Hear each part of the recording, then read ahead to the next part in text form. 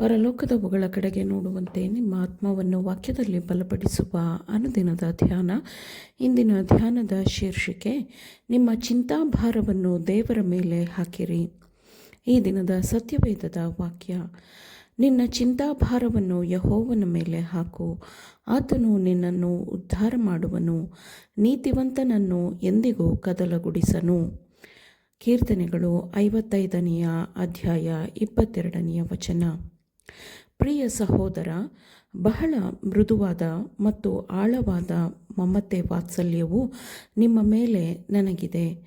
ನಿಮ್ಮನ್ನು ಬೆನ್ನಟ್ಟುತ್ತಿರುವವರು ನಿಮ್ಮನ್ನು ಬಿಟ್ಟು ಬಿಡುವಂತಿದ್ದರೆ ಎಷ್ಟೋ ಚೆನ್ನಾಗಿರುತ್ತಿತ್ತು ಎಂದು ನಾನು ಬಯಸುತ್ತೇನೆ.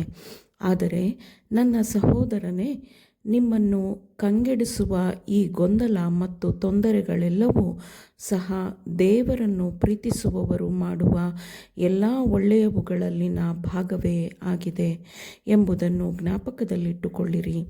ಕರ್ತನು ನಿಮ್ಮನ್ನು ಗಮನಿಸುತ್ತಿದ್ದಾನೆ. ನೀವು ನಿಮ್ಮ ಆತ್ಮವನ್ನು ದೇವರಲ್ಲಿ ನೆಲೆಗೊಳಿಸಿಕೊಂಡು ಧೈರ್ಯದಿಂದಿದ್ದು, ಒಂದು ಮಗು ತನ್ನ ತಂದೆ ತಾಯಿಯನ್ನು ಹೇಗೆ ನಂಬುತ್ತದೋ ಹಾಗೆಯೇ ನೀವು ಪರಲೋಕದ ತಂದೆಯನ್ನು ನಂಬಿದರೆ, ನ್ಯಾಯವಾಗಿ ನಡೆದು ಕೃಪೆಯನ್ನು ಪ್ರೀತಿಸಿದರೆ, ದೇವರು ಖಂಡಿತವಾಗಿಯೂ ನಿಮ್ಮೊಂದಿಗಿದ್ದು ಕಾರ್ಯ ಮಾಡುತ್ತಾನೆ. ಆಗ ನಿಮ್ಮ ಎಲ್ಲ ಕಷ್ಟಗಳ ಮಧ್ಯೆಯೂ ನೀವು ದೇವರನ್ನು ಮಹಿಮೆಪಡಿಸುತ್ತೀರಿ, ಯಾಕೆಂದರೆ ಆತನ ವಾಗ್ದಾನಗಳು ಖಚಿತವಾಗಿರುತ್ತದೆ. ನನ್ನನ್ನು ಸನ್ಮಾನಿಸುವವರನ್ನು ಸನ್ಮಾನಿಸುವೆನು ಎಂದು ಕರ್ತನು ಹೇಳುತ್ತಾನೆ. ನೀವು ಅನುಭವಿಸುತ್ತಿರುವುದೆಲ್ಲವೂ ನಿಮ್ಮೊಬ್ಬರಿಗೆ ಮಾತ್ರವೇ ಆಗಿದೆ ಅಥವಾ ನಿಮಗೇ ಮೊದಲು ಸಂಭವಿಸುತ್ತಿದೆ ಎಂದು ಭಾವಿಸಬೇಡಿರಿ. ಯೋಸೇಫನ ಮತ್ತು ದಾನಿಯೇಲನ ಜೀವನ ಚರಿತ್ರೆಯನ್ನು ನೀವು ನೆನಪಿಸಿಕೊಳ್ಳಿರಿ. ಅವರ ಶತ್ರುಗಳು ಅವರ ಮೇಲೆ ಹೆಣೆಯುತ್ತಿದ್ದ ದುಷ್ಟತನದ ಸಂಚುಗಳನ್ನು ಕರ್ತನು ತಡೆಯಲಿಲ್ಲ.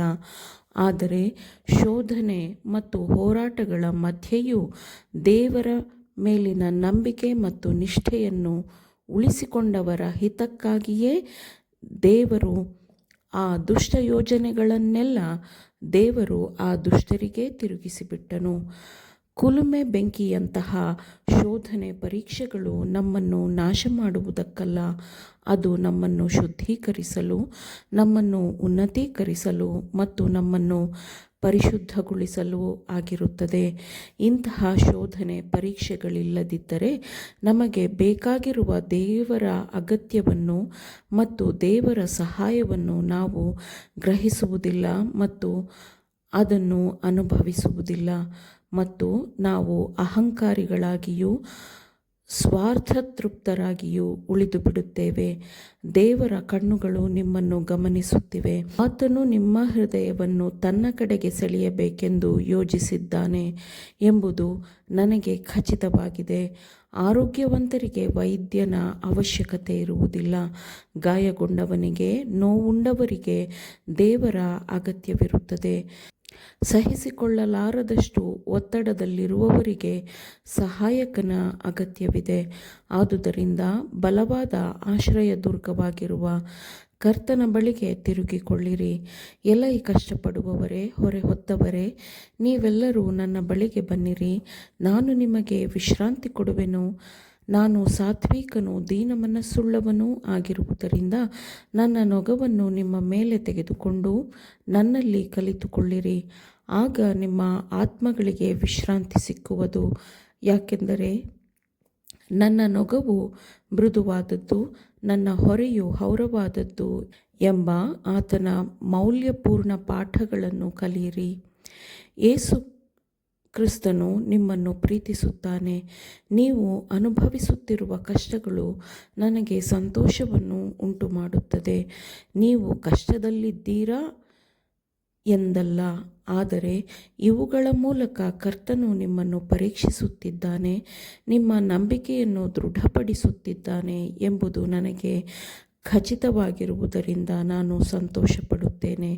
ಮತ್ತು ನೀವು ಆತನ ಬಳಿಗೆ ಹೋಗುತ್ತೀರೋ, ನೀವು ಆತನಲ್ಲಿ ದೃಢನಂಬಿಕೆಯನ್ನು ಇಡುತ್ತೀರೋ, ನೀವು ಆತನಲ್ಲಿ ಸಮಾಧಾನವನ್ನು ವಿಶ್ರಾಂತಿಯನ್ನು ಪಡೆಯುತ್ತೀರೋ ಎಂಬುದನ್ನು ದೇವರು ಪರೀಕ್ಷಿಸುತ್ತಿದ್ದಾನೆ ಎಂಬುದಕ್ಕಾಗಿ ನಾನು ಸಂತೋಷಿಸುತ್ತೇನೆ.